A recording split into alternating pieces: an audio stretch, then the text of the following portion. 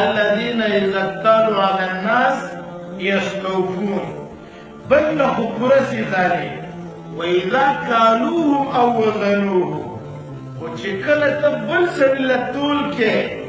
او یا ولا ناپ کې نو یخسرون دې باندې کې کمې کوي بل سړي له چې ورکوي نو انتهایي کمې ورکوي بل سړي نه چې اخلي نو انتهایي زیاتې اخلي ابتدایي دا آیات د تاجرو دپاره دی د تجارو دپاره دی او د کیلي او د وزني څیزونو مبارکې دی خو د دې آیات حکم عام دی هغې د راځم رب العالمین د دې وزن او د دې طول د کمي او د زیاتي یو علت په دې آیات کې وروسته ذکر کړی دی چې دا خلک په دې قهر ولې اخته شو چې د بل نه پوره سزاګي او بل له چې ورکوي نو کمی دا وایرس دیو ته ولې ولګېده دا جراثیم د دوی په دې رګونو کې څنګه وچلېده دا دماغ د دوی څه شي فاسد کړه د دوی د روح فطرت چې دی دا څه شي خراب کړه چې دوی بل له کم څیز ورکوي او د بل نه پوره اخلي الا یظن اولئک انهم مبعوثون الله وایي د دې خلکو دا ګمان نشته چې دوی به دوباره راپاڅي او د دنیا دا ژوند به ختمیږي او رب لفظ د ژوند راوړی دی معنا آخرت خو بلکل یقیني څیز دی هغه خو به بلکل داسې راځي الله ورته غد ویلي یا ما قدمو لغد تاسو د ځان لپاره د سبانۍ ورځې دپاره مخکې څه لیږلي د قیامت د ورځې نه الله تعبیر په غد او په سبا سره کړی دی یا ایها الذین آمنوا اتقوا الله ولتنظر نفس ما قدمت لغد چې تا ځان له سبا نه څه لیږلي لکه څوک چې سبا یقیني دی داسې قیامت یقیني دی څنګه چې سبا نږدې دی دغه شان قیامت نږدې دی څنګه چې سبا زر راځي دغسې به قیامت زر راځي ځکه عرب وایي ما اقرب ما آت ما ابعد ما بعد چې کوم شی تا ته را روان دی دا ډېر نږدې دی چې کوم د نه واخلو دا ډېر لرې شو سړی پر امامباد کې روان دی خو ځي کراچۍ د دا ډېر لرې دی بل په کالام کې دی خو راځي تا ته دا نږدې دی دی به راورسي او دا بل خدای الله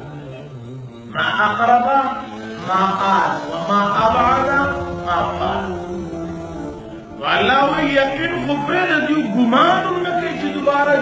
راپاڅېدل شته یوم یقوم الناس لرب العالمین هغه ورځ چې خلک به د رب العالمین مخې ته ودرېږي هلته به دنیا خو نه وي د الله مخې ته به ودرېږي نبي علیه الصلاة والسلام بشیر غفاري ته وی څه حال به دي چې د خدای په مخ کې په سوونو کاله په زرګونو کاله ته ودرېږي او الله د سره حساب کتاب شروع کړي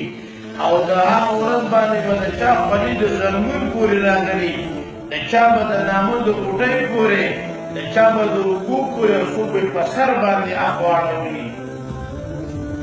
یوم یقوم الناس لرب العالمین هغه ورځ څه فکر دې کړی دی زما محترم ورونو موږ دا مرض د ځان نه ایستل غواړي او دا ناپ او طول دا یوازې تجارت سره نه دي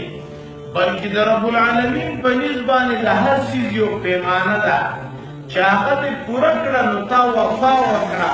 او که هغې کې دې کمی وکړو نو تا تجویب وکړو عمر رضی الله تعالی عنه جومات ته راغی یو سړی په مانځه ولاړو خو د مونځ رکوع سجده او قومه او جلسه یې مزیداره نه و نبي عمر رضی الله عنه ورته وفرمایل وی لقد طففت ډېر کمی دې وکړو د مانځه په باب کې مانځله یې د مانځه پوره حق ورنه کړه د روژې دپاره یو پیمانه ده که په هغې دې وکړه جو صحیح ده که دې کمه کړه نو د روژې حق دې ووهه د زکات دپاره یو پیمانه ده که په هغه طریقه او شرایطو دې ورکړو نو ټیک ده که هغه دې ونه کړو نو لقد طففت تطفیف دې وکړو روانې حج دی او د پېښور نه د ویډیو شروع کړه اب مولانا صاحب اللہ کرام و کرم پہ حج پہ جا رہا ہے نہ دا اللہ رام کرم چو سرے دنو دانے دا تطبیق کو دا حج حق ورنکو زمان محترم دا شانتی یو مسلمان بنده دے اگا دا یو عزت خاون دے او تا اگا دا خلق دا مخی بیزت اکا تا تطبیق کو تا مسلمان دا اگا حق ورنکو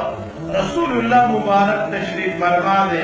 صحابہ کرام و سرناستی یو کافر راہکارا شو اگا دا خپل قبیلی مشرو دا اگا دا قبیلی کسان مسلمانان شیو رسول علیہ السلام سر تشریف فرما دی رسول علیہ السلام دیتو قوم لسیدکم دی خپل مشر دپارا باس وردا عزتمن سڑے راگے دلگ عزتو کئی انزل الناس منازلهم شریعت کو یار سرده و داغا مناسب حیثیت ورکے داتا ونک لقد توففتا دا تنفیقو کا چمچا او دا تملک دا نشیده سرده داغا مناسب حق ورکول دی باقیده اسلام حکم کرے دے رسول اللہ صلی اللہ علیہ وسلم باچاہانو دی خطول لگل لی ایر دا عزت الفاظ میں بکی لگل لی سو برا کا دیر روی اکرام و اعزاز میں ورلکو